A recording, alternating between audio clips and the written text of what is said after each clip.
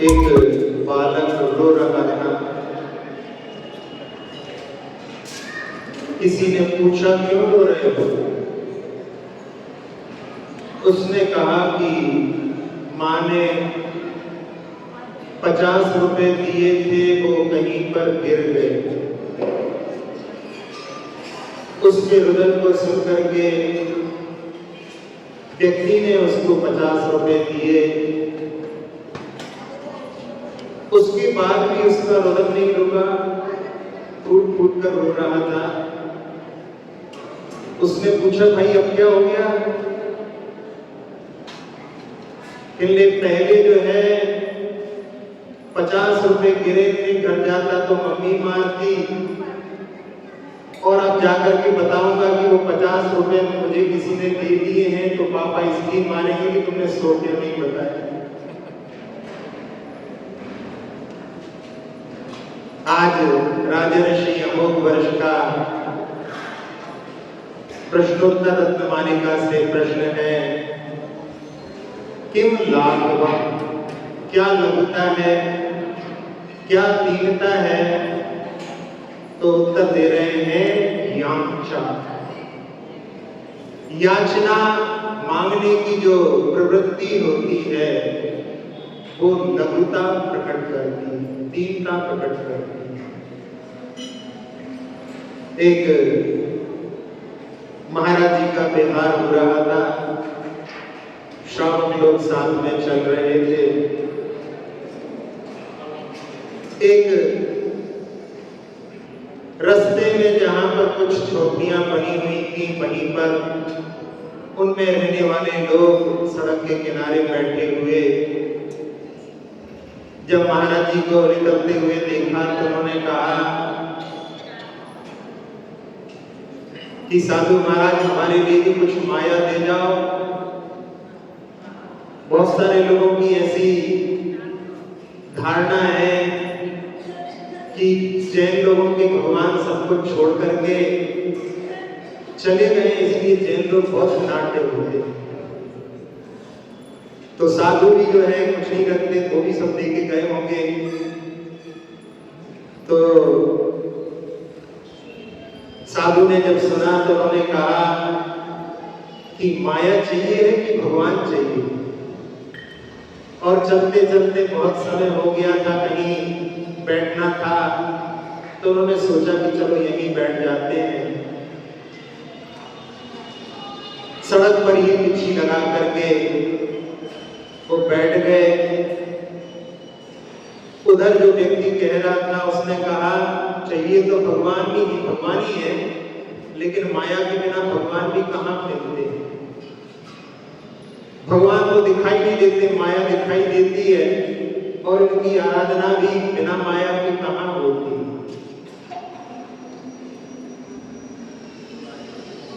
वो बीड़ी पी रहे थे तो साधु ने कहा कि तुम जो ये हाथ में दबाए हो ना, यही माया है, इसको छोड़ोगे तो तुम्हें भगवान मिल जाएंगे। सुन करके उसने जो है बीड़ी को बुझा दिया। उन्होंने कहा ऐसे छोड़ने से नहीं, पूरी तरह से छोड़ोगे तब तुम्हारे लिए माया भी मिलेगी और भगवान भी मिलेगी। माया इस प्रकार से कि तुम्हारा धन जो इनमें बर्बाद होता है और बहुत सारी आफतों से बच जाओगे, और उसके माध्यम से जो तुम इन श्रीमंतों को देख रहे हो जिनके आगे पीछे गाड़ियां घूम रही हैं, इन लोगों ने भी सारी व्यसनों से दूर होकर के गुरु के उपदेशों के माध्यम से, इनके पूर्वजों को यदि देखो तो ये लोग भी गांव में रहते थे। इन्होंने अपनी अल्प आय में भी पैसे बचा करके और फिजूल खर्ची से बच करके, जहां मृत्यु भोज आदि देते हैं उसमें भी कितना खर्च कर देते हैं, ऐसी फिजूल खर्ची से, कुरीतियों से बच करके इन्होंने धन का संग्रह किया है। यदि तुम लोग भी इनसे बचोगे तो तुम भी धन का संग्रह कर सकते हो। जहां याचना की बात चल रही है, तो याचना करने वाले जो रहते हैं केवल किसी से धन की ही याचना नहीं, यदि किसी से यश की भी याचना की जाती है तो वो भी जो है लघुता ही प्रकट करती है। कई लोग सिफारिश लेकर के पहुंच जाते हैं। जब लाल बहादुर शास्त्री गृह मंत्री थे तो उस समय में एक व्यक्ति उनके पास पहुंच गया कि हमारे बेटे की जो है केवल आधा इंच की ऊंचाई जो है कम है, वो थानेदार बनने के लिए उसको मना कर रहे हैं, यदि आप सिफारिश कर दो तो उसका जो है उसमें सिलेक्शन हो जाए। तो उन्होंने कहा कि ये तो संभव नहीं है। तो उस व्यक्ति ने कहा कि आपकी इतनी कम हाइट है और आप जो है गृह मंत्री बन गए तो थानेदार क्यों नहीं बन सकता वो? तो कहने लगे कि आपका बेटा चाहे तो गृह मंत्री बन सकता है, लेकिन जो नियम है तो थानेदार नहीं बन सकता। तो मैं उसके लिए शुभकामनाएं देता हूं कि वो जो गृह मंत्री बनना चाहे तो उसके लिए मेरी हमेशा शुभकामनाएं हैं, लेकिन थानेदार बनने के लिए मैं सिफारिश नहीं कर सकता। तो ऐसी जो है याचना जब की जाती है तो वो लघुता को प्रकट करती है। ऐसे ही अब्राहम लिंकन के पास में एक व्यक्ति पहुंचा और उसने कहा कि इसके पिता ने, इसके दादा ने, इसके चाचा ने, सब लोगों ने जो है सेना में सेवाएं दी हैं, आपकी यदि सिफारिश हो जाए तो इसका भी जो है उसमें सिलेक्शन हो जाए। तो उन्होंने कहा कि आपके परिवार ने लगता है बहुत सेवाएं देश के लिए कर ली हैं, अब और अन्य लोगों के लिए भी थोड़ा मौका दो। ऐसा कह करके उन्होंने उनकी वहां पर जो मांग थी उसको ठुकराया। तो ये जो है सिफारिश के लिए भी जो यदि मांग करते हैं तो वो भी याचना के अंतर्गत ही आता है। जहां कई लोग यश के लिए प्रयास करते हैं, यश पाने के लिए क्या क्या तरीके अपनाते हैं। पहले भी एक बार प्रसंग कहा था कि कौशाम्बी नगर है, वहां पर श्वान की शादी की गई और उस शादी में 2000 लोग वहां पर सम्मिलित हुए। बाकायदा दो परिवारों के बीच में कार्ड छपाया गया और 10 लाख रुपए उस शादी में खर्च किए। यहाँ तक कि जो वधू पक्ष का था वो वहां पर रोदन तक की जो है प्रक्रिया वहां पर विदाई के समय में उसको भी वहां पर अपनाया गया।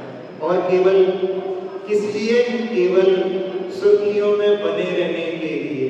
बाकी बता रहे थे कि हम जानवरों के प्रति अपनी सद्भावनाएं प्रकट करने के लिए कर रहे हैं, लेकिन सब लोग जानते हैं कि यहाँ पर सद्भावनाएं प्रकट करना नहीं है, केवल अपना नाम जो है सब जगह छा जाए, ये यश की कामना भी रखना, ये भी जो है लघुता का ही प्रतीक है। कई बार लोग क्या क्या करते हैं, एक व्यक्ति ने अपने नाखूनों को बढ़ाया, कितना?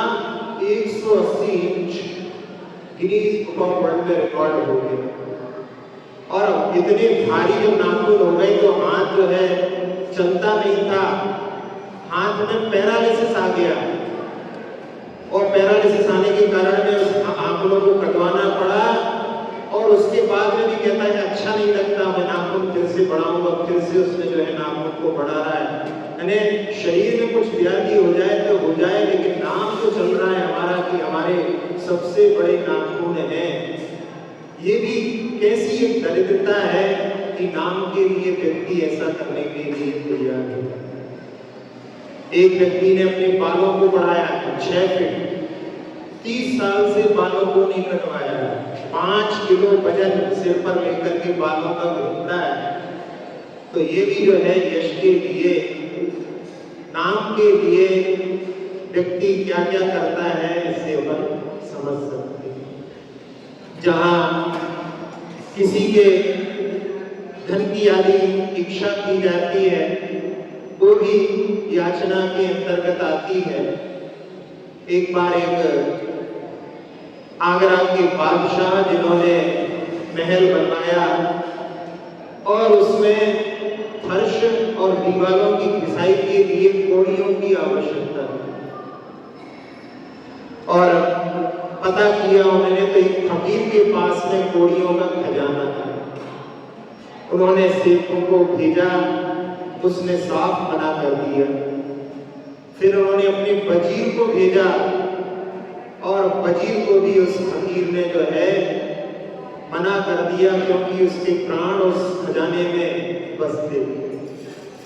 अब सम्राट को वो कोड़ियां बहुत आवश्यकता थी, किसने घिसाई के लिए पहुंच गया और वहां पर जब उससे बात रखी तो वो तैयार नहीं हुआ। फिर उन्होंने कहा कि अब तो दंड नीति अपनाना पड़ेगी। उन्होंने इशारा कर दिया कि इसको दरवाजे पर बैठा है, एक तरफ करो। और वो स्वयं जो है खजाने, जो कोड़ियों का खजाना था, उसको देखने के लिए पहुंच गए और वो वहां पर रो रहा था। उन्होंने कह दिया, इशारा की भरो, अपनी गाड़ी में इसको भरो। अब खजाना भरता जा रहा है, वो रोता जा रहा है, रोता जा रहा है। और जब खजाना पूरा खाली हो गया, गाड़ी पूरी भर गई और गाड़ी जैसे ही चलने को तैयार हुई तो वो फकीर जो है रोने की जगह पर हंसने लगा। अब उसको हंसते हुए देख करके बादशाह को जो है अचरज हुआ कि अरे तुम्हारे तो प्राण छूटना चाहिए कि अब तुम इसमें हंस रहे हो। कहले मुझे जो है एक बात याद आ गई, इसलिए मुझे हंसी आ गई। उसने कहा कि क्या बात याद आ गई? कहले आप बात मत सुनो, नहीं तो आप एक खजाना लेके नहीं जाओगे, छोड़ करके यहीं चले जाओगे। इसलिए आप तो जो जिसको आए थे काम के लिए आप लेकर के जाओ, आपका सारा श्रम बेकार हो जाएगा। उन्होंने कहा नहीं, अब तो तुम्हें बताना पड़ेगा कि क्या बात हो गई है। तो उस समय उसने कहा कि जब मैं इस शहर में आया था तब मेरे पास में एक भी कोड़ी नहीं थी और किसी ने मुझे एक कोड़ी दान दी। वो ऐसी पुण्यवान जो है बनी कि उसके माध्यम से इतना बड़ा खजाना मेरा कोड़ियों का बन गया। लेकिन लगता है बाद में किसी ने मुझे एक ऐसी कोड़ी दान में दी कि जो स्वयं तो जा ही रही है और साथ में सारे खजाने को लेकर के जा रही है। वो बात याद करके मैं जो है हंस रहा हूं। अब वहां पर बादशाह कहता है कि अरे भैया वापस रखो, वापस रखो, कहीं इसकी जो कोड़ी हमारे पूरी जो बादशाहत है उसको ना ले जाए। बात आप लोगों को समझ में आ गई है कि उसने अपने धन को बचाने के लिए भले ही वो झूठी कहानी गढ़ी हो, लेकिन वो जो है कोड़ी मांगने के लिए बादशाह जहां पर गया था वो उसकी लघुता को ही प्रकट कर देगा। यश के लिए लोग प्रयास करते हैं कि हमारा नाम हो। कई बार तो लोग जो है कह भी देते हैं कि भैया जरा हमारा नाम बोल देना, हमारे लिए थोड़ा सम्मान करवा देना। और उस समय में जिससे बोलते हैं, जो कोई सुनता है, उसके सामने उसकी लघुता जो है वहां पर प्रकट हो जाती है। लेकिन फिर भी यश की चाह ऐसी होती है कि व्यक्ति उसके लिए सब कुछ करने को तैयार हो जाता है। सबसे छोटी बेटी, उसका विवाह होना था और उसने सोचा आखिरी मौका है, ऐसी जो है मैं शादी करूंगा कि जिससे लोग याद करें कि ऐसी शादी आज तक ना देखी है, ना ऐसी शादी होगी। और उसने 6 महीने पहले से तैयारी करके बहुत खर्च करके जो है सारी बारात की सेवा की और आखिरी समय में कहा कि हम आपकी सेवा में कोई कमी रह गई हो तो हम क्षमा चाहते हैं और आप सब लोग यहाँ पर पधारे, अब जा रहे हैं, तो आप लोगों के लिए आखिरी भेंट के रूप में असली मोती मैंने मंगवाए हैं जो बाहर घट में रखे हुए हैं। जो जितना चाहे ले जाना, उनको ले जा सकता है। ऐसा कहकर के उसने सबको विदा किया और जिस यश की चाह थी उसको, उसके लिए उसने पहले से कुछ अंतरंग मित्रों को कि अब बाराती जाएंगे तो उनके द्वारा सुनना कि भैया कैसी शादी हुई है वो बताएंगे, इसलिए तुम लोग उनके साथ साथ में जाना।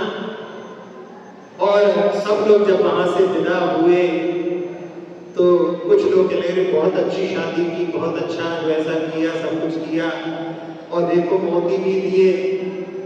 एक कहने लगा कि अरे उसने तो केवल नाम किया है, मोती दिए तो हैं लेकिन देखो उस घट का मुख कितना छोटा था कि कोई हाथ डाले तो पूरा मुट्ठी भर जो है मोती ना निकाल सके, इसलिए उसने दान तो किया है, दिया तो है, लेकिन घट छोटा सा रखा था। इसका मतलब है कि वो नाम चाहता था। यहाँ पर कि व्यक्ति जो है जिसके लिए प्रयास करता है, जितना खर्च करता है, यदि सन्मार्ग में सत्मार्ग में भी वो खर्च करे तो उसके माध्यम से कितना काम हो सकता है। लेकिन नाम के लिए काम करने वालों को नाम मिले, क्योंकि अपेक्षा रख करके यदि कोई किया जाता है तो उसमें सफलता नहीं मिलती। आप लोगों ने भी देखा होगा कोरोना के समय में बहुत सारे लोगों ने, बहुत सारे जो लोग घर में परेशान होंगे उनके लिए भोजन आदि के लिए भी व्यवस्थाएं की होंगी। उसके लिए लोगों ने जो है संग्रह भी किया होगा, दूसरों से मांगा भी होगा, लेकिन वो लघुता के अंतर्गत नहीं आता। इसीलिए कहते हैं कि मर जाऊं मांगू नहीं अपने तन के काज, और परमार्थ के कारणे मोहे ना आवे लाज। यानी दूसरों की भलाई के लिए यदि मांगा जाता है तो वो जो है वहां पर निंदनीय नहीं माना जाता, वो तो प्रशंसनीय माना जाता। पहले हमने एक बार सुनाया था कि एक कन्या जो है भगवान के सामने आराधना करके कि भगवान मुझे अच्छा वर मिले, तो पंडित जी ने कहा कि अपने लिए नहीं मांगना चाहिए, दूसरों के लिए मांगना चाहिए। तो अगले दिन से उसकी प्रार्थना परिवर्तित हो गई कि मेरी माँ को अच्छा दामाद मिले।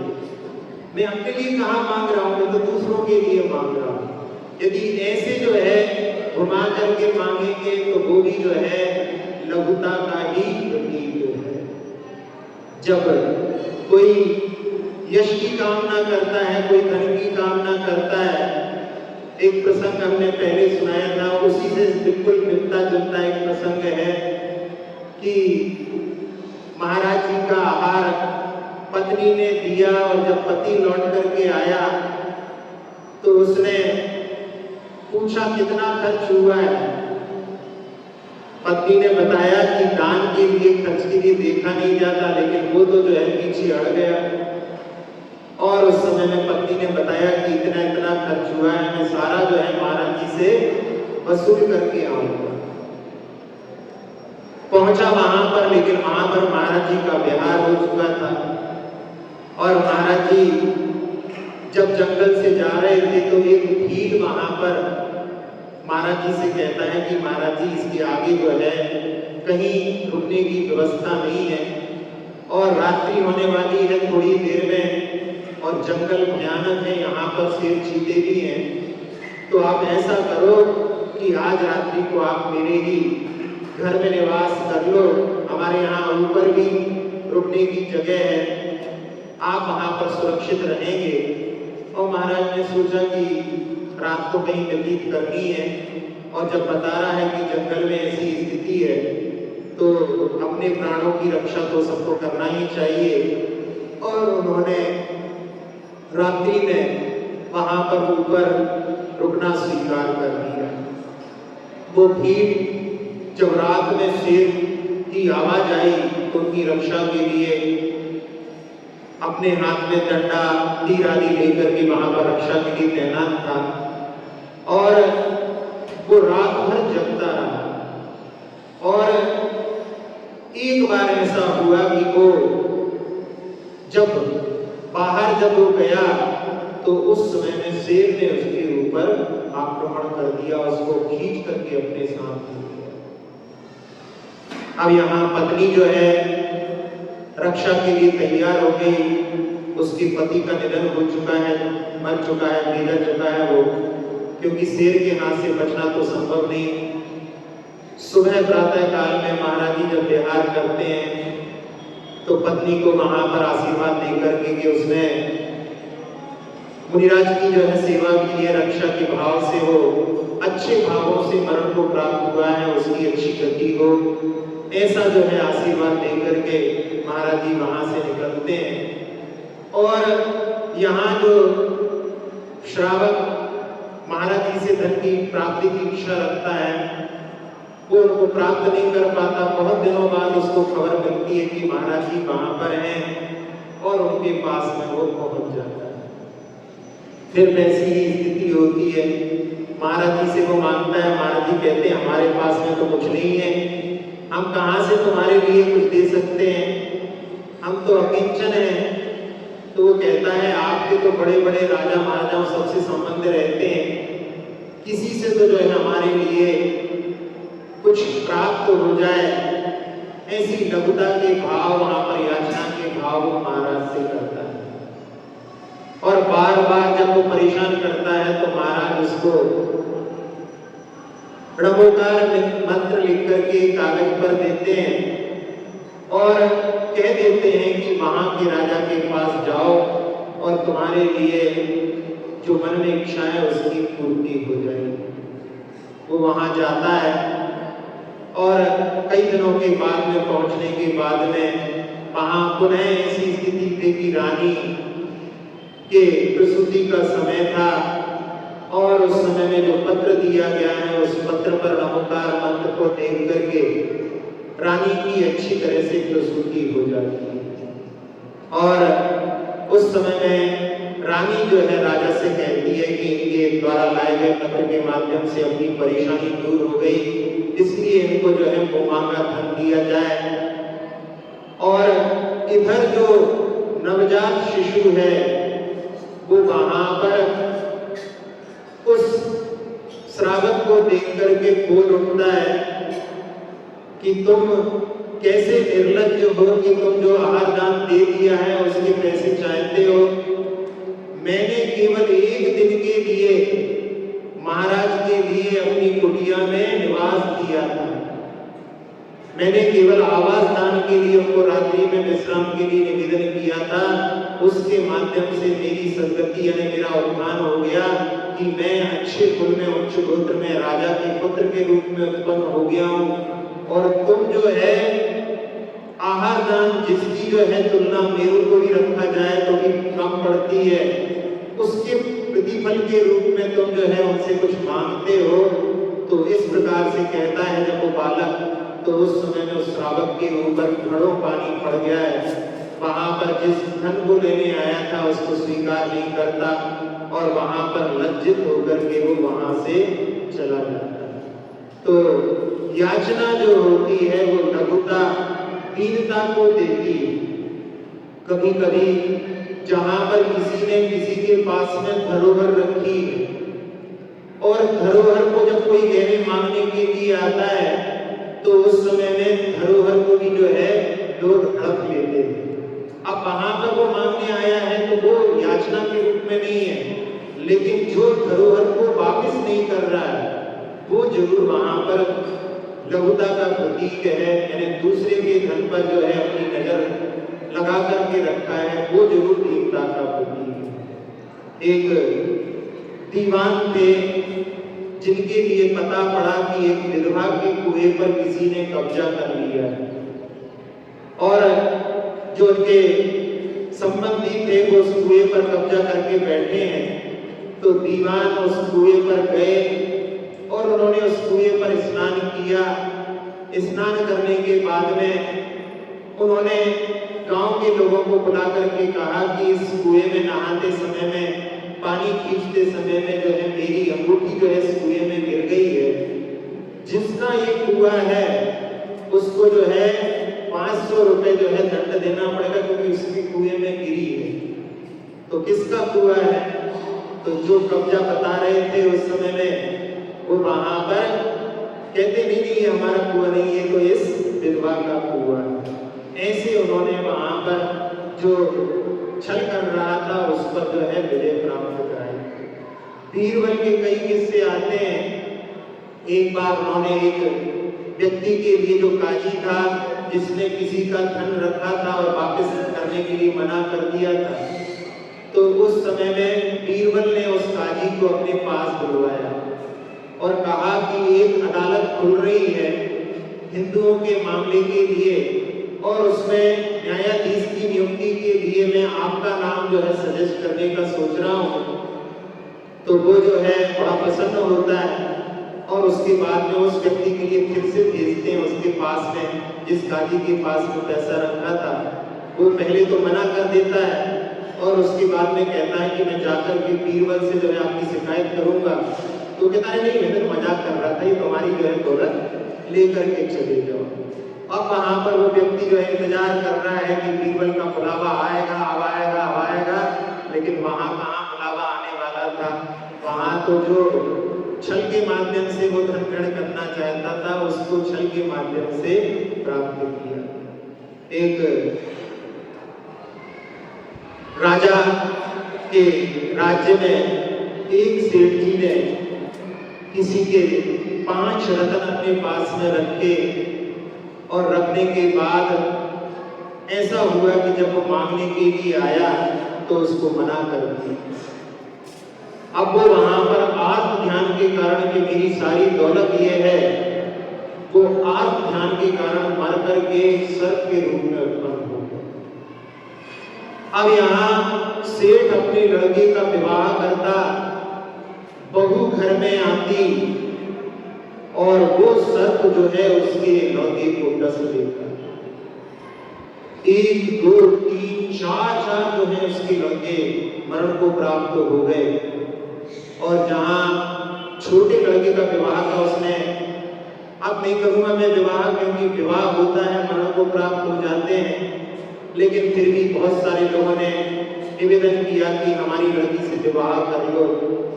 तो उसने एक लड़की के साथ में संबंध तय किया। उसके लिए जब सगाई हुई तो चढ़ावा आदि दिया गया और उस गहनों वस्त्रों को पहन करके वो कन्या खुश हो रही थी। तो एक ज्योतिष ने उसको बताया कि तुम जिस पर प्रसन्न हो रही हो, तुम जब वहां ससुराल में जाओगी तो तुम्हारे पति का वहां पर मरण निश्चित है, क्योंकि जिस घर में तुम्हारा विवाह हो रहा है वहां पर 4 विधवाएं हैं। तो वो वहां पर कहती है कि इससे बचने का कोई उपाय है क्या? तो वो जो है उपाय उसको बतला देता है। और जब विवाह होता है, वधू डोली में उस घर में पहुंचती है और उस डोली से उतरने के लिए मना कर देती है। कहती है कि पहले ससुर जी को बुलाओ, और ससुर जी को बुलाया जाता है। ससुर जी वहां पर पहुंचते हैं और वो कहती है सब लोग दूर हो जाओ। एकांत में उससे बोलती है कि आपने जो 5 रत्न उस व्यक्ति के रखे थे उसकी जो है पिटारा जो है हमारे लिए ला करके दो। वो एकदम चौंक जाता है कि इसको किसने बताया। वो पूछता है तुम्हें किसने बताया? वो कहते वो तो बाद में बात करेंगे, यदि आप अपने पुत्र का संरक्षण चाहते हैं तो वो आप पिटारा मुझे ला करके। वो भी चाहता था, ला करके पिटारा देता है और बहू जो है अपने घर की सीढ़ी पर चढ़ती है और वहां पर 5 सीढ़ी चढ़ने के बाद में रत्नों को वहां पर रख देती है और बोलती है कि हे सरफराज, मेरे ससुर ने आपके जो रत्न लिए थे वो आज आपके सामने रखे हुए हैं। आप इन रत्नों को लेकर के हमारे परिवार के ऊपर जो संकट बार बार उपस्थित हो जाता है उससे आप निवृत्ति दें। तो उस समय में वो सर्प आता है और एक रत्न को लेकर के चला जाता है।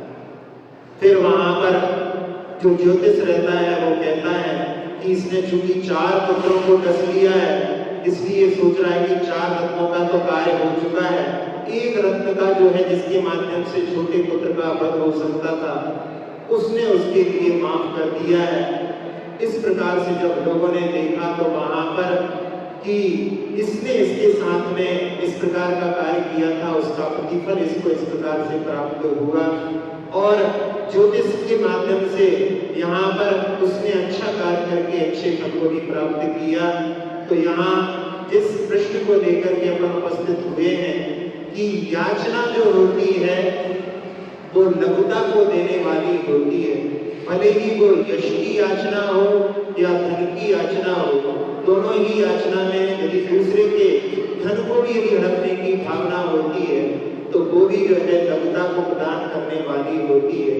तो ऐसी लघुता से हमें ऊपर उठने के लिए राजर्षि अमोघवर्ष प्रेरित कर रहे हैं कि किम लाघवम यांचा, यांचा यानी याचना जो है लघुता को प्रदान करती है। सभी लोग लघुता को प्राप्त करें इसी भावना के साथ में। अक्षर पद मात्रा से दूषित वचन अगर और प्रमाद कषाय विवशित सम्यक अर्थ विलीन किए। जिन वाणी माता मेरी सब त्रुटियों को क्षमा करें, आशीष शीघ्र हम सबको केवल लब्धि रमा मिले। प्राप्त हमें हो भी समाधि परिणामों की शुद्धि हो। निज आत्म उपलब्ध हमें हो, शाश्वत सुख की सिद्धि हो। चिंतित वस्तु दात्री माता, चिंतामणि उपमा पाती, कर